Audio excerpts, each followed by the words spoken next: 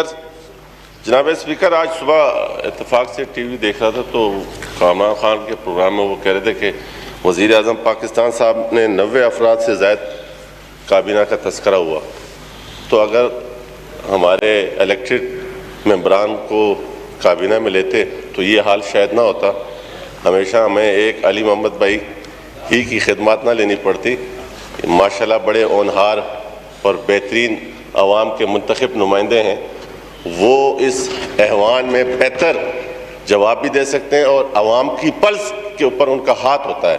تو میری آپ کی تواسط سے ریکویسٹ ہے پرائم منسٹر صاحب سے کہ بے شک کابینہ میں اور لوگ لیں، لیکن ان میں سے لیں جو آپ کے ٹکٹ پر منتخب ہو کے آئیں. بہت شکریہ. تھینک یو جی. سید ریاض پیرزادہ صاحب جی. میاں ریاض. شکریہ جناب اسپیکر. یہ پہلے تو میں سید نہیں ہوں، ہم ہاشمی ہیں، تو ایسے ایلیویٹ مجھے نہ کر دیں. تو میں نے صرف گزارش کرنی تھی سر کہ محرم کی آج پہلی ہے اور ہمارے اسمبلی کی جو کارروائی ہے، سنا ہے کہ 13 تاریخ کو آپ پریزیڈنشل ایڈریس بلا رہے ہیں، پھر 15 کو آپ پھر اجلاس بلا رہے ہیں اور 12 کو اجلاس ختم کر رہے ہیں. تو جناب والا، یہ دربار یزید کی کارروائیاں جو ہوتی ہیں وہ ہمیشہ آل رسول کے خلاف ہوتی ہیں. تو ذرا ملحوظ رکھا جائے محرم کے احترام کو، اور محرم کے دنوں میں 12 محرم تک مہربانی کر کے اجلاس نہیں ہونا چاہیے. تھینک یو جی. رانا اسحاق خان صاحب جی. جی مائک آن کریں جی رانا صاحب کا. جی رانا اسحاق خان. شکریہ جناب چیئرمین صاحب. میری آپ سے یہ پوائنٹ آف آرڈر پہ گزارش ہے، اپیل ہے کہ میرا حلقہ انتخاب میں چھانگا ایک شہر ہے، بہت بڑا شہر ہے، تو ادھر ریلوے کراسنگ کے اوپر سے اوور ہیڈ برج گزرتا ہے جو کہ ٹوٹ چکا ہے، وہاں سے ٹریفک نہیں گزر رہی.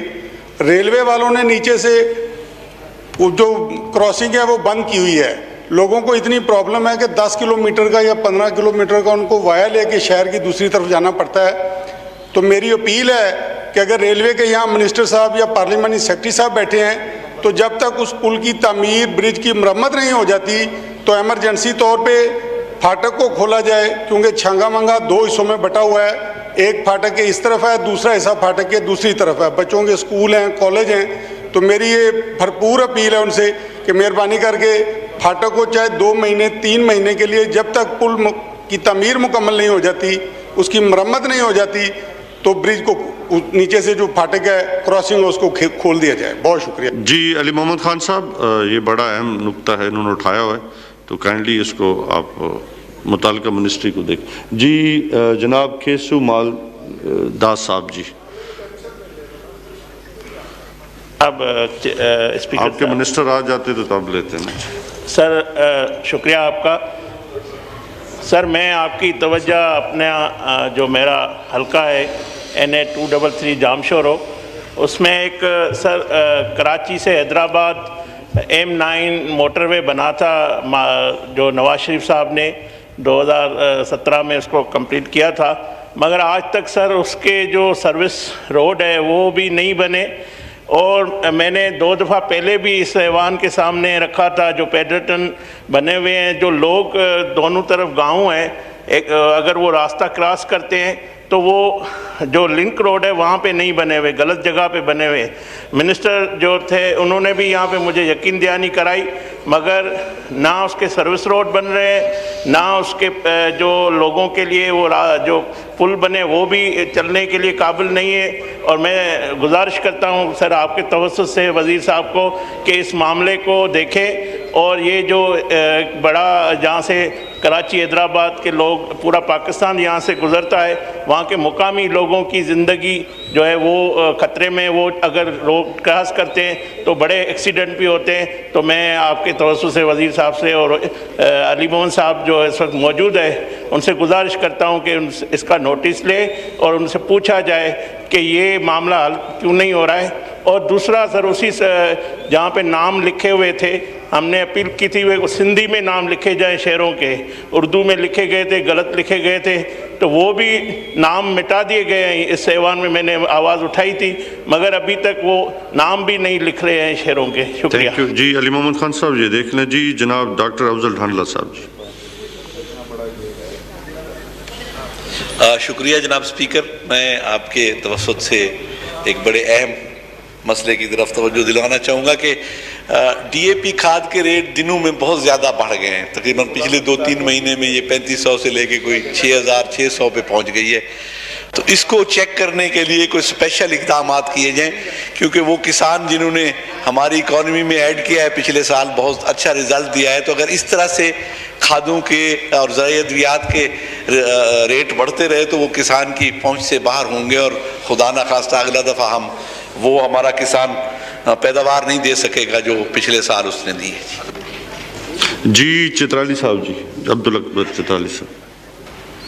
शुक्रिया जनाब स्पीकर। जनाब स्पीकर, मैं चित्राल के पॉइंट ऑफ आर्डर पे चित्राल के एक दो अहम मसाइल पे बात करना चाह रहा हूँ। एक तो यह है कि बुनी बुजुन रोड जो मरकज़ी हुकूमत के फ़ंड से तामीर हो रही है, उसमें काम की रफ्तार जो है सुसरवी का शिकार है। उसकी बुनियादी वजह जनाब स्पीकर ये नहीं है कि ठेकेदार की कमज़ोरी है, बल्कि फ़ंड्स बर वक़्त रिलीज़ न होने और जितना मतलूबा फ़ंड है उतना रिलीज़ न होने की वजह से काम उसमें रुका है और वहाँ के लोग जो हैं रोज़ निकलते हैं, जुलूस निकालते हैं, जलसे करते हैं। तो मेरी दरख्वास्त वज़ीर मवासलात से और मवासलात से यह होगी कि फौरी तौर पर, बल्कि वज़ीर ख़जाना से जिनको मैंने लिख कर भी दिया था, तो शौकत तरीन साहब से मेरी दरख्वास्त होगी कि फौरी तौर पर वो फ़ंड भी रिलीज़ कर दें और मतलूबा फ़ंड जो है वो रिलीज़ कर दें। नंबर एक।